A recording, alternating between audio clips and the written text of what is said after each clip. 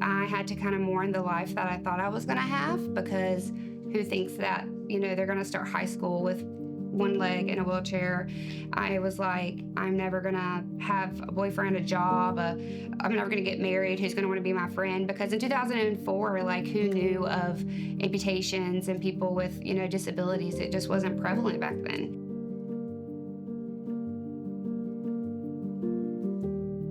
After further exploration, they discovered that I had a rare bone cancer called Ewing sarcoma, and that led to Duke, where I had 14 chemo treatments, and we tried to save my leg through taking the bone out and putting a metal rod in, and that didn't take, and so ultimately we had my leg amputated the week before my 14th birthday. I was diagnosed with a brain tumor. It was called an astrocytoma when I was 10 years old. In elementary school, my teacher loved to take us outside, play kickball, and he noticed that I was having trouble throwing the kickball with my right hand, which he knew that was a bit odd because I was a very active kid, very athletic. And so then he wanted to have a meeting with my mom and my dad, and then we scheduled an appointment with a family friend doctor here in the Triad, and noticed that there was a mass on my brain.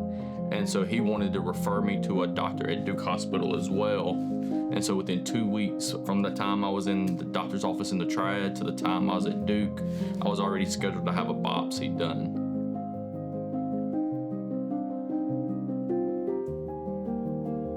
For me, it's not living differently. Like, we just live our lives. I don't see myself as a superhero or an inspiration or anything. Like, I literally am just me. And so I think it's really cool when people say, you have no idea how much you've touched me, or, you've inspired me so much, because to me, I'm just me, And so I've been told so many times, like, I love that you have a smile on your face, I love that you still have a bubbly personality, even though you have one leg, or, you have been through this really hard thing. But the reality is we all have hard things.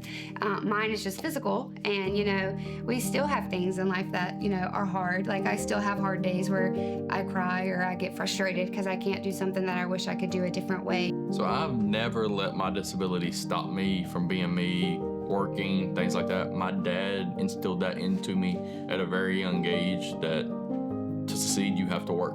So I've just never had the mentality of wanting to not work and not progress in life. 20 years cancer-free, and so I've been married now 3 years with Trey, and now I'm a librarian in High Point, and so God has really took in some thorns and turned it into like a garden, and so that's been really cool to see.